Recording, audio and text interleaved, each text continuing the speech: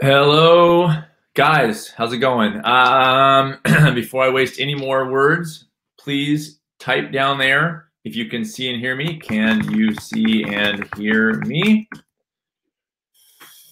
Let me know, and we can get started.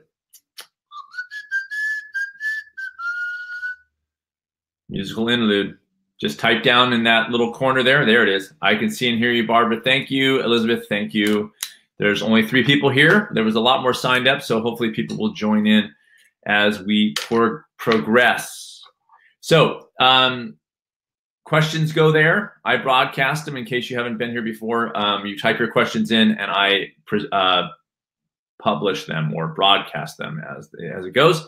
So go ahead and go for that. In the meantime, there's a few that were emailed to me people that couldn't make it, and so I'm going to address those first. And as your questions come up, I'll bust over there. Okay, so here is the first one. Hey Sid, I have been on week 6 of Small Steppers this last week, and it has brought up a feeling that I should have something I'm passionate about, something I'd love to do with all the time identified in the second task. Okay, so real quick, I'll wait to go. Here we go.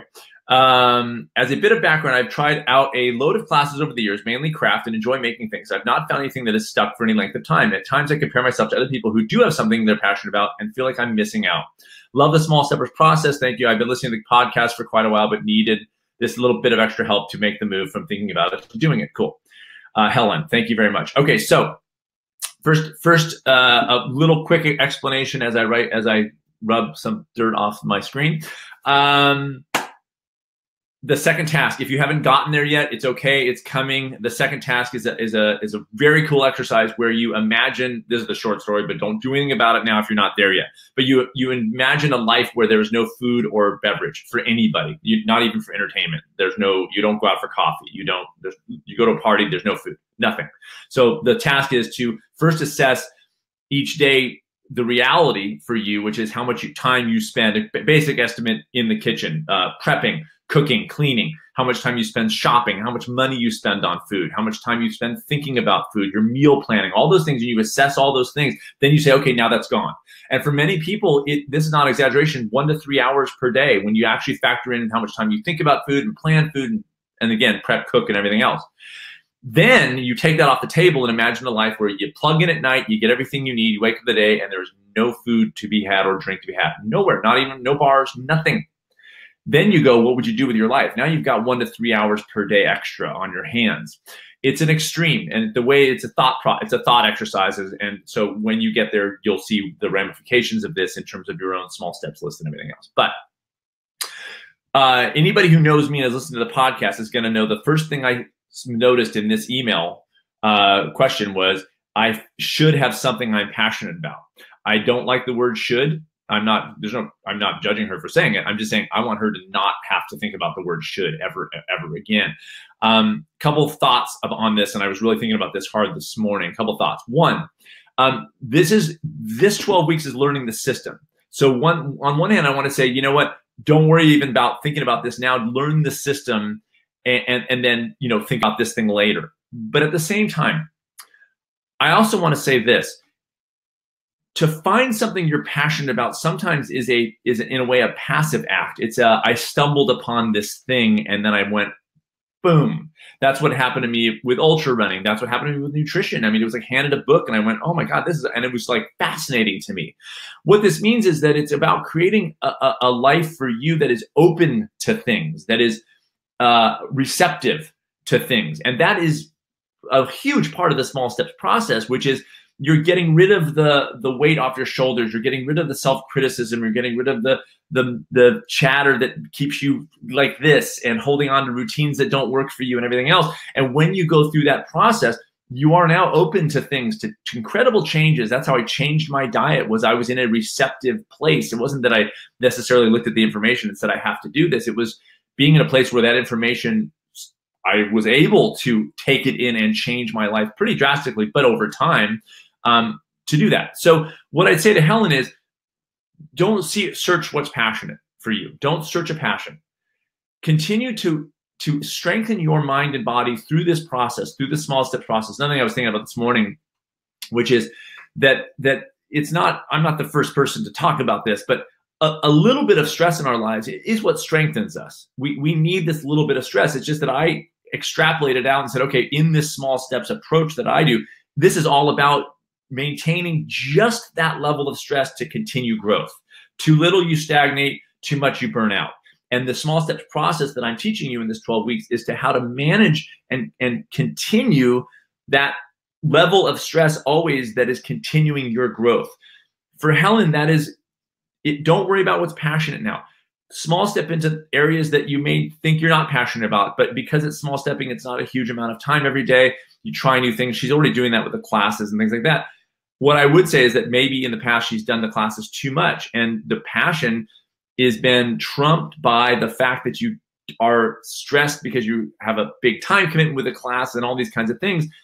Dabbling in the beginning is a way to open yourself up to things possibly too. Or don't even worry about it now and just do small steps of food related and exercise related and deep breaths and journaling. And all of a sudden something might happen. Something you might be just watching a video that you might have watched before, but all of a sudden it hits you.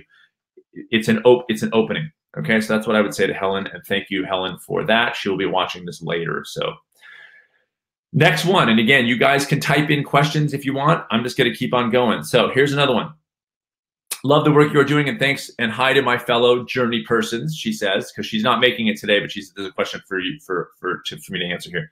This isn't so much as a question as a statement that I would like feedback about, okay? My first and only step is one huge freaking step. Now, you guys have heard, if you've watched the extras video on the most common misconception about my approach is that everyone's small steps are the same. Like, the definition of a small step is something you can take on with just that right amount of stress. But for different people, that looks like different things. So again, people are sometimes, if they're, I've had clients who have cancer and their small step about food is to make a comparatively ginormous change, but for them there's no stress. They're not like, oh, I'm just so, they give it to me. I got it. And there's no stress. It's joy and life and it's all on the line. So they're totally fine with that small step, but that's how I define that. So just that there. So I say that because it's relevant. Here we go. But it is realistically the one thing that if I can get a handle on it will be the thing that gets everything else to slot into place. I'm going to call that into question a little bit. So just be aware. For ease of reference, I will tell you the step. In my first task, this is what she writes. In my first task, I am vegan. I fast intermittently to achieve a healthy weight. My intermittent fasting involves eating a very late lunch and no dinner. In reality, okay, so this is on her first task. Now in her reality, my family are omnivores and they eat early dinner. So when I walk in the door of an evening, in the evening, I am assaulted by the very foods I do not wish to eat, but which are there prepared, and often I give in and consume them, then hate myself for self-control and ethical reasons. Okay, so my first and only step is to prepare a week's worth of delicious vegan meals for one, so that I will have foods available at all times. No problem there. Problem, prep is huge, and I often get bored with the meals I prepare before the end of the week, or I don't have meals prepared and end up eating what my family is having. Any suggestions? The only thing I can do is to white knuckle through the temptations. Okay, there's a lot going on here, and I want to talk about it. Her step is too big. Just guaranteed. Just 100% too big. She has one step on that thing. So the first thing is she thinks, the thing I'm going to question is she thinks if she can just get this thing in, everything else will slot into place, as her words, fall into place. I call that into question. Because oftentimes the thing that we think is the thing, and they come to me or they come to this small step program to deal with food, it's rarely about the food. So there's a lot going on here. To prepare a week's worth of meals is, to me, unless you have time on your hands, is incredibly prohibitive. I don't do that, and I've got 3 kids. My wife and I both work full time. We don't prepare ahead anything. I know that's a common thing, like take Sunday and prepare your thing. I don't have time to do that, nor do I want to spend my Sunday doing that. We have simplified our diet such that we don't have to do that, okay? So and we did that because we engage in our lives to say, what can fit in my life? This is not working for her. What I would say is leave food. I'm not kidding about this. I would say leave food for another day, because there are other things at play here that I believe if she got her mind and body in a stronger place, and of course, making your body stronger does relate to diet. I'm not saying that. I'm just saying small step in ways that are interestingly unfood related. What she's going to see most likely are changes to her diet that are indirectly related to the steps on her list. I've talked about this before. There are certain times where you have direct steps, that like a food related step that is directly related to food, but then there's indirect steps like a deep breath throughout the day that affect the food you eat because you're in a different frame of mind when you get around food. So what I would suggest to Karen is, don't put that step on your list. First of all, it's too big. Second of all, it's all about food. Third of all, you are pressuring yourself and beating yourself up about this thing that is way too big. So you can simplify your diet over time, and so that you don't have to pre-prepare. You can go in and make yourself something real quick and you'll be fine. So those are my advice. Put non-food related steps on your list. And and it sounds weird. And this is why you're learning this in this 12 weeks, because this isn't less about changing your diet and more about learning this system. I've seen it time and time again. People go, I don't snack anymore because I'm thinking about other things. I don't binge eat anymore because I do other things on my way home from work, and things that are fun and enjoy it. And I listen to an audiobook or I listen to a fun podcast. And then when I walk in the door, I'm in a different place and I can just throw a bunch of potatoes in the oven and a bunch of pre-washed lettuce and throw a can of beans on there, and I got a great meal and I like it, and I feel better all the way around, and that just feeds itself.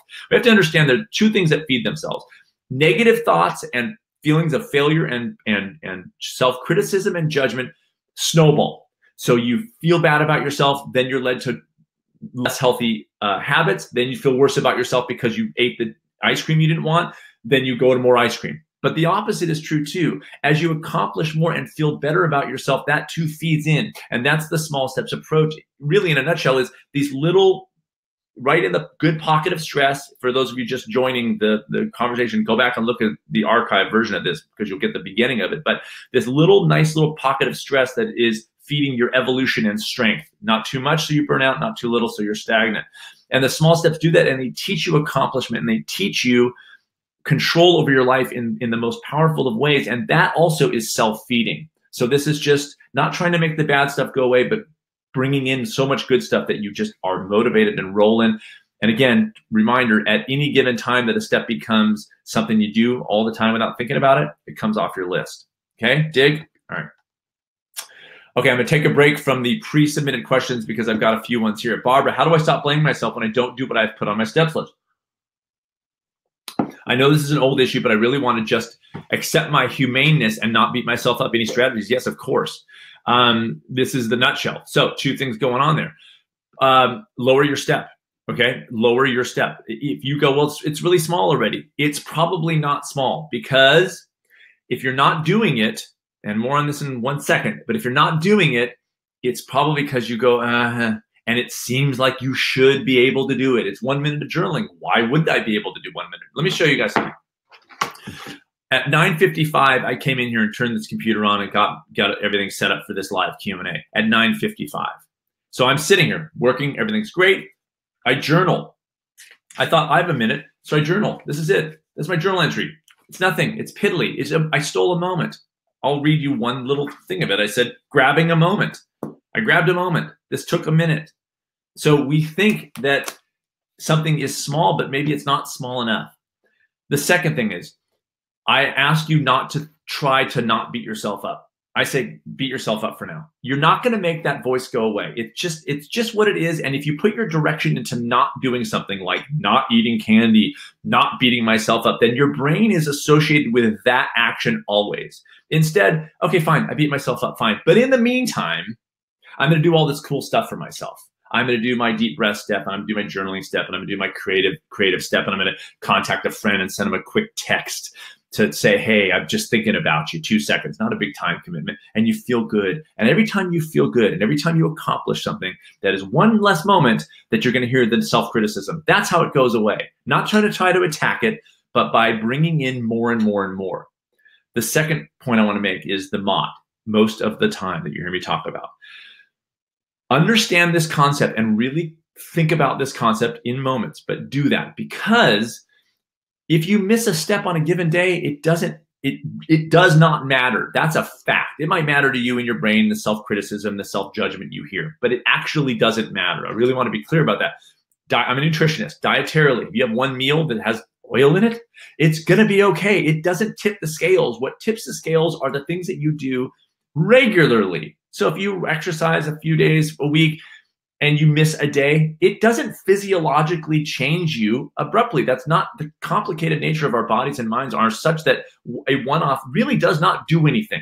Okay, for in the realm. I mean, you could take heroin, a ton of it, and it's going to kill you, sure. But in the world of healthy and happy activity, if you don't do something big deal on a given day, really, it's a one-off. Now, does that take a lot to wrap your brain around? Yes. Have I struggled with that? Oh yeah. But in my first task, I write, I'm not an all or nothing person. I'm okay doing things most of the time. I'm fine taking breaks when necessary. If I really don't want to run on a given day, I don't run on a given day. And it doesn't bother me. That's in my first task. That's why it is the anchor of this process, is to include these things in your first task. So Barbara, what I would say is, if you haven't already, go back to your first task and say, I don't blame myself for things. I don't beat myself up for when I don't do something on a given day. It doesn't matter to me. It feels that way now, but be clear about who you are, because I really don't think this bothers you that you're blaming yourself. It bothers you that you blame yourself because you just said, how do I stop? You don't want to blame yourself. So who is the you that's bothered by this? Who is the you that is bothered by the fact that you blame yourself? I have an answer. You are the real you deep down, and you're getting muddled by this self-criticism and these words that I don't even know where they came from. I'm not a psychotherapist. What I am saying is, be clear about who you are, which is that you're not somebody who blames themselves for not doing something on a given day. But real quick, before I move on, if you find that most days you're not doing a certain step, ding, ding, ding, the step's too big. That's how you know. If your most of the time becomes not doing that step, then lower your step until it becomes most of the time that you are doing it. And I will tell you that it is utterly ridiculous sometimes how small steps are. That's how I got journaling back in, was by doing 1 word per day. I guarantee that everybody here in this group right now can write 1 word on a piece of paper. I don't care if you are a CEO of a multi-billion-dollar corporation and you're working 100 hours a week, you can 1 word on a piece of paper. That's how you negotiate your life, such that you get in and get a habit going. Then you can grow and build in and kind of break up the wall of behaviors enough to get this thing in there in a substantial way. You got to start somewhere. So that's what I would say. And I apologize, because what I should have done is broadcast this comment, which I'm going to do just for a second. That was the question I just answered, because this will show up in the live Q&A. It shows up at the bottom. Okay. Thank you very much, Barbara. Okay, now I'm closing this down. Michelle. And Angela says, Barbara, great question. So hopefully that helped. It's probably too big. And again, we have to wrestle with this thing like, well, it shouldn't be too big. It's 30 seconds. That should be doable. Really? Okay. I had a client one time who was walking to home, and there was a yoga studio on her way home. And she said, why am I not doing yoga? I should be able to on my way home. I go, why? Why should you be able to go to an hour-and-a-half yoga class multiple times per week when it's not on your radar, and you have a routine that is already about you going home and doing all the things that you do? Why should you be able to do that? Well, on what planet is there some external expectation of you that you should be able to pull this off? That goes for 1 minute of journaling if that's too much. This process, this 12 weeks especially, guys, and especially these live Q&As, is for me to constantly remind you we are defining and redefining always this whole idea of what we're able to do. It is not a failure to take control of your life and get in on a behavior, even if it's ridiculously small. It is not weak. It is the very definition of strength, saying, you know what, I'm not only going to try a new thing, but I'm also going to redefine it for me so that I actually do something in my life, because previously I was not doing something. That is strength on the most profound level. Don't anybody tell you differently. Here's what's not strength. Somebody else telling you what to do, you follow it, burn out your willpower, and then quit 6 weeks later. That's you feeling bad about yourself, and you were never set up to succeed in the first place. Okay? All right. Michelle, how should we handle our steps list when we have a one-off week due to a significant life event? Oh, this is a good question. Not the other one was too. I'm just saying. Or something that throws us off for just a week or so. Is it okay to just to do what we can from the step list and jump back with a full list in the following week? So good. Okay. So here's the deal. And this comes up a lot. I had a client one time who was like, I'm going on a trip for 3 days to Florida. What do I do? I go, for 3 days to Florida, what do I care? have a freaking Mai Tai. I don't care. What I care is what are you gonna do when you get back? Because the one-off weeks are inconsequential. The MOT applies to this thing too. So here's a couple ways to handle this. One is your steps. Well, there's a few things. One of the things I recommended, which worked really well, I said, okay, write yourself a letter for when you return that says, hey, I hope you had a good trip. Here's your steps list.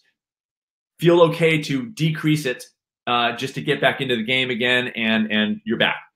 And just remind yourself, when you get back, like it's a one-off, like she said. So you can just not even worry about your steps list at all. Just it's a one-off. You're one week. We have life changes. We change jobs. Okay, but here's the nitty-gritty of what I do recommend. Also, most of the time, I recommend this, which is leave your existing steps list as is. Put it aside. Create an interim steps list, which is so minimal, but it keeps you in the game, stay in the game. It keeps you in the game of being a small stepper. Meaning, okay, right now, Michelle has a deep breath steps list, exercise step list, a food step list, or creative, who knows? She's blogging, everything. She's got this long thing, and it's rolling really well. Then all of a sudden, she gets laid off at work, or she's going on a work trip. Puts that aside. For her trip steps list, she has 3 deep breaths in the morning and 3 deep breaths at night and a 2-minute walk. And that literally is what it is. Now, most likely because of the other things, she'll probably do more, but there's no pressure about it. It's like, this is just my interim steps list. It's what I'm going to hold. Come back, you bring your other one out. Now, understand that your other one, when you come back, because we never come back and go, now I'm completely in the same frame of mind as when I left. You may need to decrease it and do another interim thing to just, but again, whatever stays in the game. So that's how you handle that, is you stay in the game by creating a list that is manageable. Here's the step, this one of the many small steppers creeds. We do the best we can in any situation. We don't stick and stay to something even if the situation changes because we're digging our heels in. And we got to do it because it's on the list. That's me rupturing my Achilles tendon 6 years ago because I had to follow the thing on the training plan that day. That's what small steppers do not do. What we do is say, well, the circumstances have changed. So what is now the best thing I can do for this? And if the circumstances continue in that direction, fine. We build our steps list in that new consequence. In other words, what I mean by this, we change jobs, we get transferred to a new city. Different commute, different job, different people. It's whole new. Our steps list goes way down to 2 or 3 things. But it's a new job. So eventually it becomes normal. We get used to the commute. We know where to shop. We hang out with people. We get to know coworkers. All that crazy new stuff settles down. And then we re-engage and bring our steps list back to full force as it was before the life change. Life is going to change. Life is going to change. There are things that are going to happen in our lives that are abrupt, not in our control. Hurricane Harvey, these things are going to happen, and it is going to upset our lives in degrees, sometimes maximum, sometimes minimum, but it is going to make shifts in our lives such that we, as small steppers, are going to be versatile and adaptive. So we go, whoa, that thing happened, and that's taking up a lot of my mental space. So now I can't, my steps list is going to have to back down so that I can stay engaged in my life to make this work for me in the best way possible. Okay. Thank you, Michelle. Very good. Elizabeth. This is hard to say, but as a result of focusing on other things and being less militant about my diet, I've actually gained a few pounds. I'm adding in more healthy foods and exercising, journaling, taking deep breaths several times a day, which I'm happy about, but gaining weight makes me feel like I'm doing certain things and not sure how to handle the emotions coming out about how I look. This is a complicated issue. The first thing you're going to hear me say is, this is not about weight loss. Now, you're going to go, yeah, but I'm gaining weight. This is long-term. So there will be fluctuations in weight. And by the way, this is what's weird. I had a client one time in Florida, as a lawyer, who on the scale wasn't losing weight, but he goes, everybody at work goes, you look fantastic. So the scale weight is a weird thing as you, for instance, things like intermittent fasting, which I've been doing, put on lean muscle and lose fat. My scale weight has not changed, but I know that my body has changed. I have less fat on my body and more muscle tone. So my scale weight hasn't changed. With that said, add in more on your steps list. The effective weight, I'll put it this way, weight is a side effect of health. This is what I always say. Weight is a side effect of health. So the less militancy about food will have long-term ramifications on your health in a positive way. You've got to trust me on that. Is there a short-term shift? And yes, are you maybe holding on to extra water weight because your diet's changed? Possibly. The point is there's a lot of variables that are very hard to know about, and scale weight is one of these things that is not a very good determining factor of fat composition on your body and everything else. And also just a typically kind of stress-inducing practice of looking at a number every day on the scale. So what I would say is, and this is easier said than done, Elizabeth, so I'm sorry, but you're in this system, so good. This is a long view. This is a long-term process that you're in. Things will normalize if you could stay engaged in your life. Learning how to think about your life in this way is not overnight. Learning how to be a small stepper is not overnight. Learning how to think about the ideal life you want to live is not an overnight thing. These are not overnight. You stick with them. The weight will follow.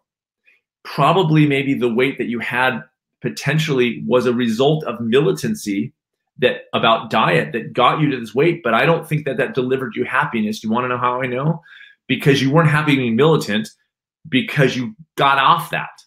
So yeah, you maybe had a less weight on your scale, but you weren't happy. And my guess is there's a pretty darn good chance statistically that weight was going to come back on anyway, because that militancy was eventually going to get the best of you. It was eventually going to wear you out. So fine, you take it off the table now, things normalize, you're learning in other ways to think about your life and really defining about the life you want to live, and you're lowering your overall stress. Then you're going to see your food dial in a good way. You're probably bouncing back from the militancy by having some less than healthy food, because it's in a way a natural reaction to this kind of craziness. Boom. And now you're maybe a little bingy, or you're eating some less healthy things than you ordinarily would.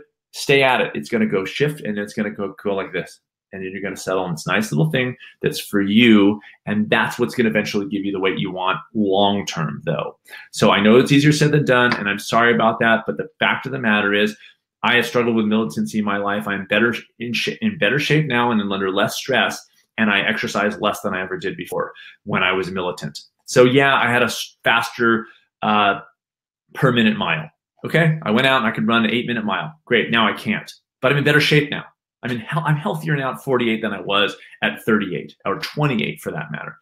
I'm less militant about exercise. I'm more engaged in my life. I'm still in that process, but I'm healthier and happier as a result of less militancy, even though technically I'm not running that 8-minute mile. And I think that's the scale weight for you too. The small steps process is broadening your view of what success is. It is not on a scale. Trust me. Your success is, are you happy? Do you have energy? Are you vibrant? And yes, are you at a healthy weight? But that's one of the things. So we diversify our steps list. We continue to feed good stuff into our bodies. And trust me, and minds via our steps. And trust me, the weight will follow, but that's a side effect. It's down the line, Elizabeth. So stick with me on this, okay? And keep coming here every week. Okay. Claire says, just want to verify that waiting for food steps can make them stress-free. Okay, this is great. Now, Claire was a client, and she is crazy, literally crazy. First of all, crazy enough to work with me. That's insanity. And second of all, to then do this thing, but she's also a copy editor. So she has found literally 1,000 typos. That's how bad of a thing I am. She's like, yeah, that's wrong, that's wrong, that's wrong. So Claire is awesome. So, and she's and I'm not kidding. I'm kidding. She's not crazy. She's actually incredible. So just want to verify that waiting for food steps can make them stress-free. After focusing on other steps for 2 months, I was able to make massive food changes that would have been impossible before I was ready. So this is what I was talking about. And thank you, Claire, for saying this. I think it was Karen from before, is put the food, if the food is the thing that you came here for, I've got to eat better. And I want to learn this system to eat better. That's a pretty good sign that food should be the last thing you tackle. And that's exactly with Claire. What happened is it was this idea of eating better, but then because it was only under my sort of guiding and how about this, but it was all her eventually to say, well, these are the things. She diversified in a huge way. I don't know if you want to share anything, Claire, but you type it in or not, it doesn't really matter. She diversified in a way, and food was, I don't even think, she and I might have had a step on her list toward the end of a month that was maybe about food, but her biggest changes came after she worked with me. It's all been of recent where she was in the right place to make bigger changes around food, because that was the whole enchilada. All her thought and thinking was about food like Karen's step, and it was debilitating. And instead I said, this isn't about food. This isn't about food. This is about training yourself to get to the place where you can make changes about food. This is what diets never deliver. They never do. Are you ready to do the diet? They don't ask you. They just go 10 pounds in 10 days. And we go, great, that sounds amazing. But they don't say, hey, listen, you better like take 6 months to sort of get your body and mind ready, because this is a massive change you're going to make following this diet. And if you want it to be successful, which means long-term, you got to do some work here to sort of establish yourself and realize and get your life in order and understand what's going on, and then make that change. Small Steppers is that training ground. You can make huge changes in your life like Claire did, but they're not huge to her because she did the training first, then made that change when it was appropriate for her. Did I tell her when it was appropriate for her? No, absolutely not. I did not, and I never would. It's teaching her how to think about her life in a way that she knew that it was time. And furthermore, she was also at that point familiar and comfortable with the ideas of success and failure, and knew that if she took on too much, she could always back down. And that's success as a small stepper. We don't have to push forward just because we did A and then B and we got to go to C. We can go back down to A instead of quitting the whole shebang. So she at some point had a good foundation to say, okay, now I'm going big on this. And she did. And worst case is, if it doesn't work out in the interim, she backs down slightly and then brings it back, and so on and so forth. And there's no success or failure, no beating yourself up. It's trial and error. That's an amazingly exciting way to live, instead of, oh, I didn't do the exact perfect thing, so now I'm a crappy person. It's like, look at this new thing I'm trying. Oops, tried too much. I'm going to back down just a little bit. Okay, now I can come back in. And it's more fun that way and more enlivening, literally bringing life into you and positive stuff into you, instead of just, oh, I failed, I couldn't do it. Sure you could. You took on too much. You can do it. Just take some more time with it, for crying out loud. Okay. Thank you very much for that, Claire. Okay, I'm going to read another, because unless another question comes in, I'm going to read another pre-submitted question on the old phone here. My work schedule just changed, and sadly I won't be able to attend the live Q&A. No problem. Okay, as I work with, and this is going to be archived as always, and people are looking at the archive live Q&As, which is great. So I'm very happy about that, because this is a wealth of information for members forever. Okay, so, before I do this, Claire jumped in. So thank you, Claire, for doing that. I had steps for writing, playing music, and so Claire's a copy editor, and she mistyped something. I'm so excited about that. I know it's a typing error, but still it's like fun for me. I was much happier bringing, I hope this is the same Claire, otherwise this is like horrible. I was much happier bringing those steps into my life, and that made the food changes easier. I've been vegan for 2 months now. And again, I never said, you got to become vegan. She'll attest to that. I never said, here's where you're going with diet. That was a choice she made for herself. It's not a vegan thing. Somebody asked recently, like, so I'm already eating plant-based, like small steppers, do I really need it? I go, this has nothing to do with diet. It can be with diet for somebody if they want their small step to be in diet, but this is not about food or exercise or particularly. It's a way of thinking, a way of approaching. So this is her decision in her life. I want to be clear about that.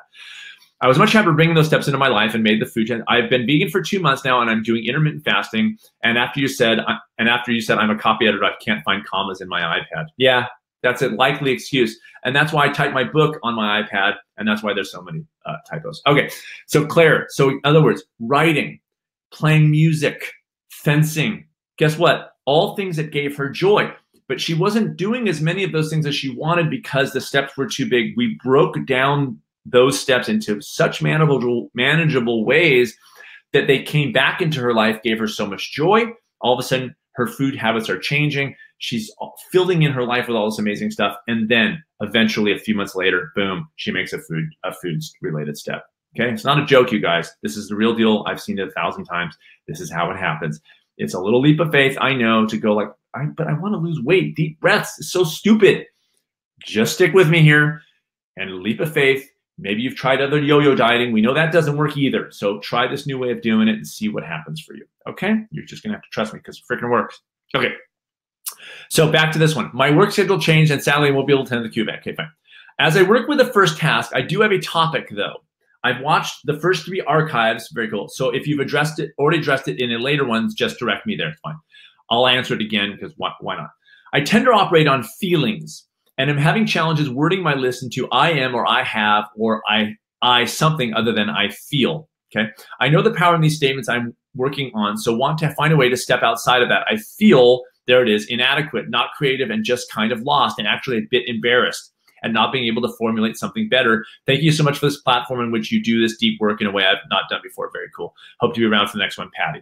Okay, this is very interesting. So she's talking about her first task, and in this kind of like, I feel, and that is, by the way, I feel happy in my life. I feel fulfilled at work. These are fine things to put on your list. What I would say is two things. One, if that's what you got for now, stick with it. But then the steps list is going to fill in these little things that maybe lead you to happiness. But again, as you discover, well, walking kind of makes me happy, then that should go on the steps list, maybe an exercise, on the first task on like an exercise way, like I'm an ultra marathoner. But remember, your first task is the ideal, not necessarily where you're at now. In fact, in most cases, not where you're at now. The next thing is even though she's a feeling person, I think I'll just say to you, Patty, I think that you can actually get more detailed than you think. So in other words, spending time with family. I'm guessing, maybe there's family members or friends that give you joy to be around. These are just kind of hopefully inspiring you or sparking ideas. How you eat. Because how you eat does make you happier and makes you have more energy. So maybe you craft a thing of like, I eat healthy food most of the time, or whatever. I eat, that's a perfect one. I eat healthy food most of the time. I move my body. You can be that general in your first task. Again, the first task, I want everybody to remember this. We are so, and by we, I mean you, me too. We're so locked into these kinds of things that we fall into and we go, okay, that's my first task. Now that's set in stone. It's never set in stone. I have clients who change their first task and add things and subtract things because they're learning more about themselves for the first time in their entire lives. So I move my body. I take walks. Worst case is you don't enjoy that. That's not part of your ideal life. You move it away and you put something else on when you find out what is. For Claire, it's fencing, for crying out loud. I mean, maybe, I don't think she grew up fencing. She probably stumbled into it and thought, this is the coolest thing ever. And so that goes on her first task, sort of after the fact. She learns about fencing, comes into it. This is amazing. Goes on her first task. I fence. I'm a award-winning fencer, or whatever that ideal is for her in her first task. So while Patty may be more feeling-oriented in terms of she has the ideal of how she feels, I believe with a little more thought, she can craft more specific steps around that. I own my own company. I love my job. If you write that in your first task, it doesn't have to be, I mean, ideally you go like, I run this type of company in detail, fine. But if you just say, I love my job, and then you come into your life and go, I don't love my job in reality, then that's a way to small step into 5 minutes a week researching online classes, different jobs in different companies, going on, job listings, just 5 minutes a week, just kind of looking to see what's out there. No need to abrupt change, no need to shut your life down and quit your job and sell all your belongings, but you kind of get that ball rolling. So I believe that even though she's feeling oriented, I believe that there's a way that she can be more specific and more tangible in her first task by saying things like, I eat healthy most of the time. Then it's about, okay, what is eating healthy? Okay, now I can put a step on there that says one night a week, I have a big frickin' salad and a baked potato for dinner, one night a week, or whatever that step is for her. And that's a way to engage on that. So Patty, I hope that helped. And if it didn't, try to make the next Q&A, or just shoot me another email, support@smallsteppers.com, with your next question, or with a more clarifying question. Remember, you can be with your first task throughout this process, change it, and also work with your small steps list at the same time. You can put a couple deep breaths on your small steps on your steps list. You don't have to wait to have your first task perfect before you do a steps list, in other words. Okay, so there's things that like meditating, journaling, eating fruit in the morning, 1 day a week, whatever those things are, if you exercise, these kinds of things. Okay, Barbara, I have to leave, but this is super helpful. Thanks, Sid and all. Thank you, Barbara. And we're going to finish this up in 3 minutes anyway. So those are the pre-submitted. Usually these are finishing around 30 to 45 minutes, which is where we're at right now. So I'll stick around here for a couple more minutes. If there are any other questions, let me know. And if not, I bid you a wonderful Labor Day weekend. If you're not in the United States, then you won't know what Labor Day is. And for us, it's a weekend where we have like sledgehammers and we just build railroad. We did all weekend. It's like an American thing. We just build railroads. I think. I don't remember. It's been a long time since I built railroads. Okay, any other questions on that horrible note? Any other questions? Type your chat in there. Otherwise, you can say, I'm out of here, Sid. Bye. But this will be archived on the website within the next hour. Usually I'm able to get this thing going. And you guys can rewatch it and watch old ones too. I also have a new video in the works today or tomorrow in the extras section. So I'll notify you guys if that comes up. I'll send everybody an email saying new video in the extras section and probably announce next week's Q&A too. Anybody else? I always know it's finishing because the coffee gets cold, and that's how I know we're done with this week's live Q&A. Any other questions? All right, I think I'm going to shut this baby down. You guys are, oh, thanks, Sid, love you. You too, Debbie, thank you very much. You guys are awesome. Again, I thank you for coming here.